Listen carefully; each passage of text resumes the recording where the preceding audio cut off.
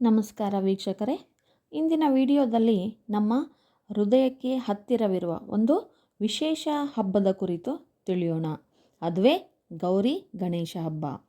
ಈ ಹಬ್ಬವು ಸಂತೋಷ, ಶ್ರದ್ಧೆ ಹಾಗೂ ಸಂಪ್ರದಾಯಗಳ ಸಂಯೋಜನೆ. ಇವತ್ತು ನಾವು ಈ ಹಬ್ಬದ ಐತಿಹಾಸಿಕ ಹಿನ್ನೆಲೆ, ಪೂಜಾ ವಿಧಾನ ಹಾಗೂ ಹಬ್ಬದ ಸಂಭ್ರಮದ ಬಗ್ಗೆ ವಿವರವಾಗಿ ತಿಳಿಯೋಣ. ಕೊನೆಯವರೆಗೂ ನಮ್ಮೊಂದಿಗೆ ಇರಿ, ಏಕೆಂದರೆ ಈ ಹಬ್ಬದ ವಿಶೇಷತೆ ನಿಮಗೆ ಹೊಸ ಆಯಾಮಗಳನ್ನು ನೀಡಲಿದೆ.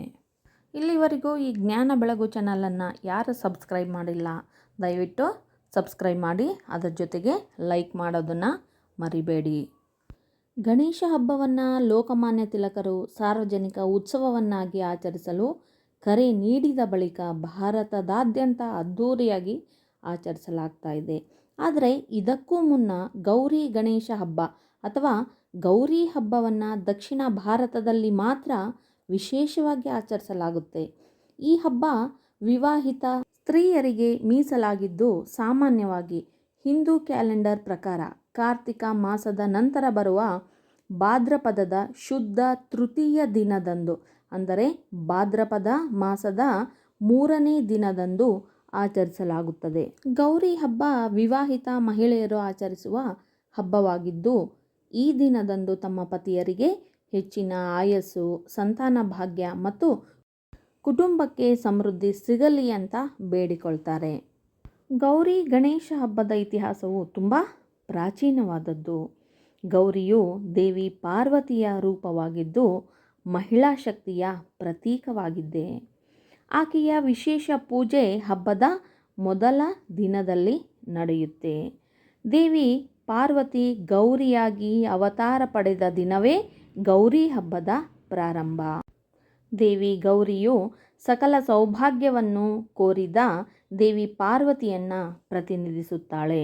ಸಾಮಾನ್ಯವಾಗಿ ಗೌರಿ ಹಬ್ಬಕ್ಕೆ ಸಿದ್ಧತೆಗಳು ಕೆಲ ದಿನಗಳ ಮುಂಚಿತವಾಗಿಯೇ ಪ್ರಾರಂಭವಾಗುತ್ತವೆ. ಮನೆಯ ಸ್ವಚ್ಛತೆಯೊಂದಿಗೆ ವಿಶೇಷವಾಗಿ ಗೌರಿಯನ್ನು ಆರಾಧಿಸಲು ಮನೆಗಳು ಶುದ್ಧವಾಗಿ ತಯಾರಾಗುತ್ತವೆ. ಗೌರಿ ಗಣೇಶನ ಮೂರ್ತಿಗಳನ್ನು ಆಯ್ಕೆ ಮಾಡುವುದು ಹಬ್ಬದ ಒಂದು ಪ್ರಮುಖ ಭಾಗವಾಗಿದೆ. ಪ್ರತಿ ಕುಟುಂಬವು ತಮ್ಮ ಶ್ರದ್ಧೆಯಿಂದ ಮೂರ್ತಿಗಳನ್ನು ಎತ್ತಿಕೊಳ್ಳುತ್ತದೆ ಮತ್ತು ಪೂಜೆ ನಡೆಯುವ ಸ್ಥಳವನ್ನು ಅಲಂಕಾರಿಕವಾಗಿ ಸಿದ್ಧಪಡಿಸುತ್ತವೆ. ಈ ಹಬ್ಬದ ಅಲಂಕಾರವು ಅತ್ಯಂತ ಪ್ರಮುಖವಾದದ್ದು. ಹಬ್ಬದ ವಿಶೇಷ ದಿನಗಳಲ್ಲಿ ಮನೆಗಳು ಹೂವಿನ ಹಾರಗಳಿಂದ, ಬಣ್ಣದ ದೀಪಗಳಿಂದ ಮತ್ತು ವಸ್ತ್ರಗಳಿಂದ ಸಿಂಗರಿಸಲ್ಪಡುತ್ತವೆ. ಗೌರಿ ಪೂಜೆ ನಡೆಯುವ ಸ್ಥಳದಲ್ಲಿ ಸಾಂಪ್ರದಾಯಿಕ ಅಲಂಕಾರವನ್ನು ಮಾಡಲಾಗುತ್ತೆ.